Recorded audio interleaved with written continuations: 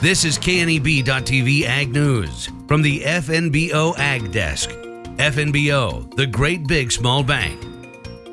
The Charles R. and Eunice R. Fenster Professorship of Dryland Agriculture was awarded to Cody Creech, Nebraska Extension Dryland Cropping System Specialist, on February 9th at the annual University of Nebraska-Lincoln High Plains Ag Lab Research Update.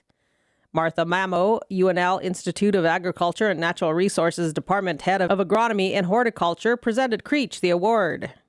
Cody has emulated and is building on the legacy of Dr. Fenster, all the work that he has done, and with Cody taking on that leadership to be responsive in the needs of stakeholders in dryland agriculture, in wheat tillage, and soil and water conservation.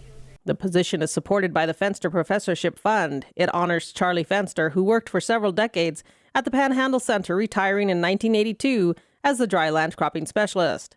Creech worked with Fenster before he retired. He says one piece of advice Fenster gave him sticks with him today.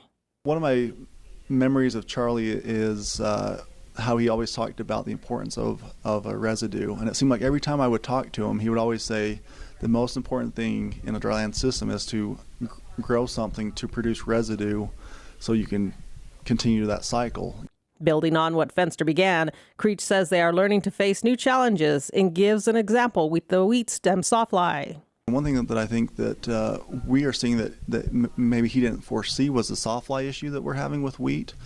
It's something that usually we like that wheat residue to stand up and be there for a long time, but with the sawfly, that wheat residue is lodging over, it's falling down, and it starts to degrade a little bit quicker than it normally would. And so a big focus we have right now is what can we do with sawfly and how can we manage sawfly better so we can protect that soil residue.